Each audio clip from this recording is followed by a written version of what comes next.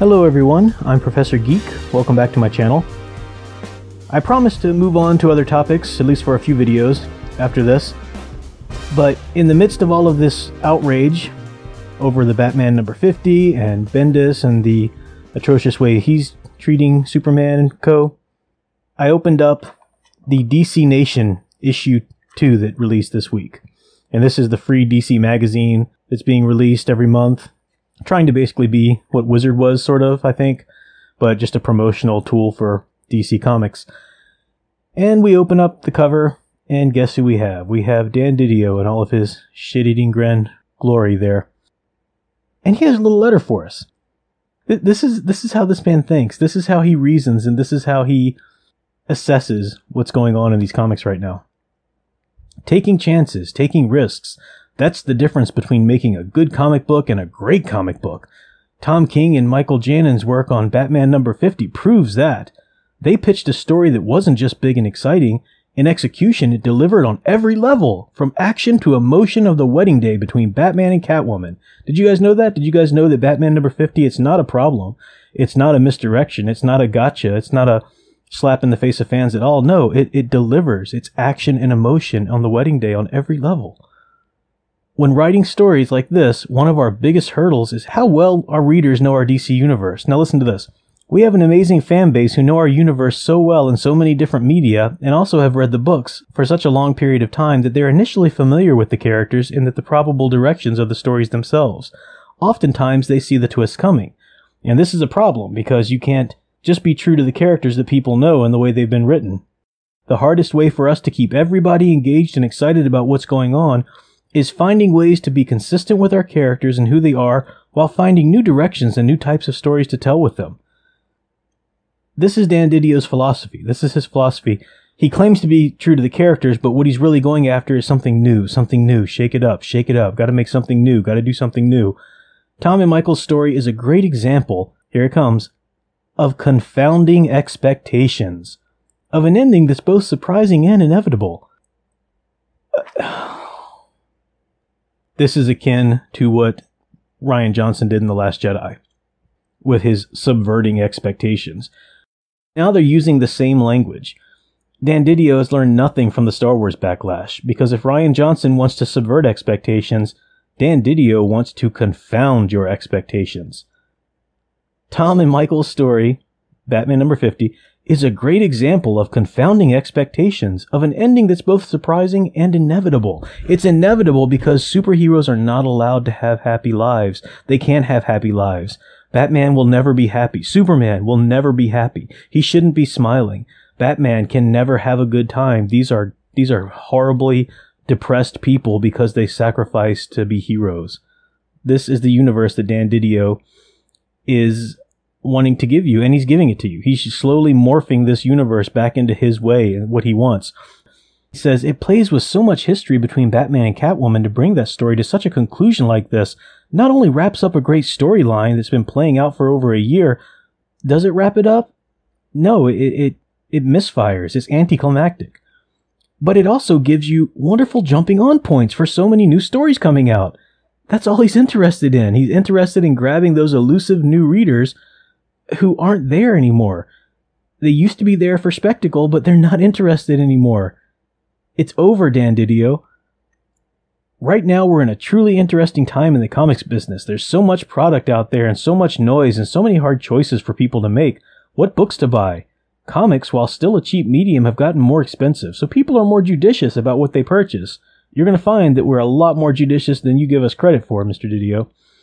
That's why we're bringing all the talent together soon to all sit down and come up with a mission statement about what DC wants to be and what types of stories we want to tell, and challenging our team to think bigger, to think broader, to take more risks, but to stay true to the core of who the characters are.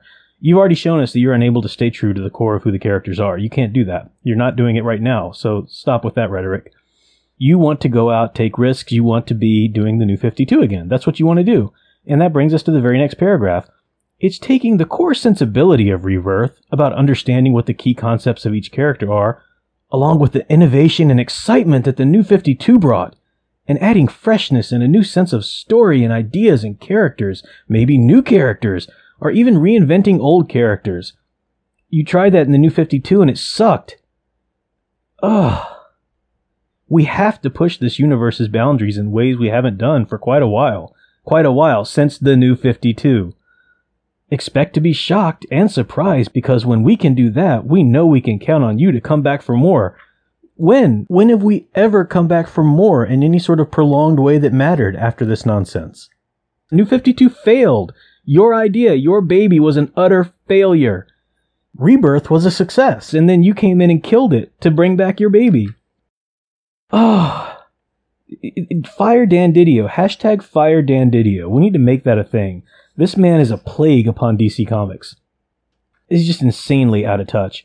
I want to jump ahead and close this video up with one of the big stories within this DC Nation is a glimpse into the next big crisis. Did you know DC's having another crisis? Because that's what we need. We need to keep having crisis after crisis, and we have to shake things up, and we have to kill people off and change things drastically forever but hey, it's okay. We're going to be true to the core of the characters.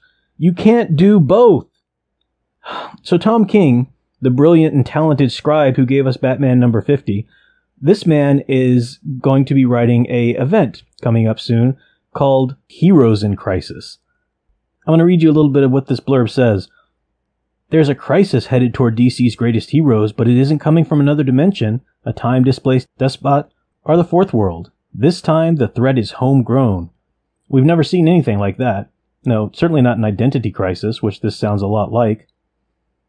Writer Tom King and his Batman collaborator artist Clay Mann don't want to reveal too much about their new 7-issue Heroes in Crisis miniseries coming in September, but King did confirm that heroes will die.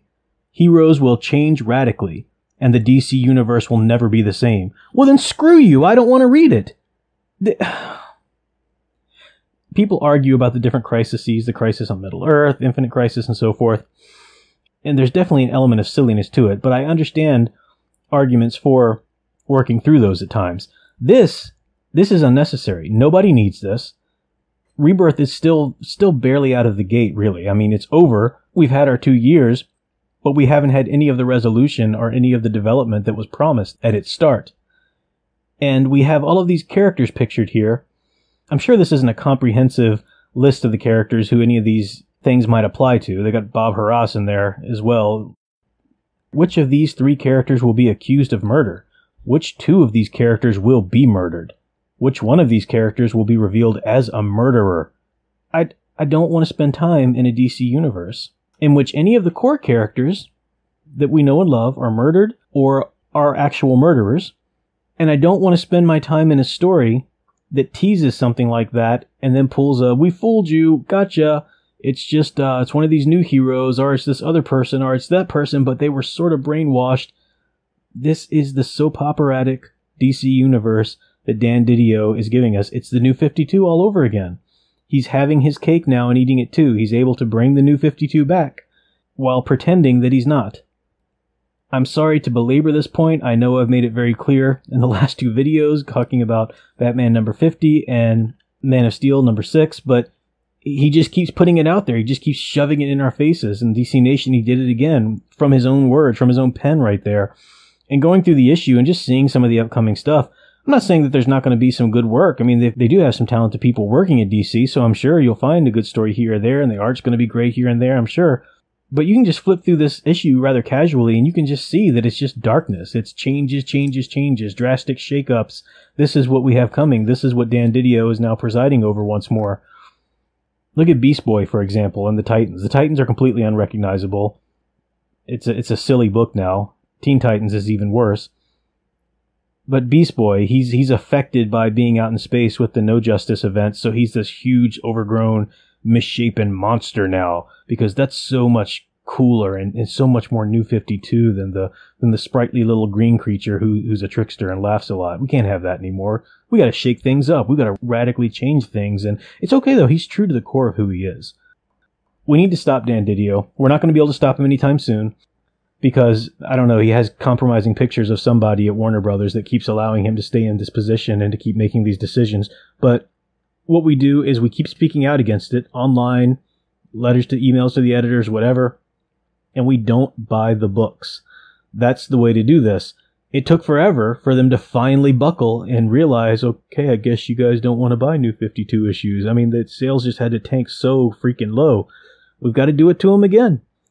Maybe somebody will actually flip on a little light bulb over their head and say, maybe Dan Didio's not the right man for that job. Just a thought. So I'd love to know if this enrages you as much as it does me. I know many of you were reacting right there with me to the nonsense of the Batman and Superman stuff that's been going on. And this letter, straight from his pen, just his smarmy little grin right in your face saying, this is what I'm doing and this is what's coming and it's good. It's good. Just shut up and read it. No thank you. Love to know your thoughts. I look forward to moving on to something happier, which is Ant-Man and Wasp, hopefully. I'll see that tomorrow evening. And until then, keep enjoying and digging deeper into the non-contemporary DC hero stories you love. Thanks for watching.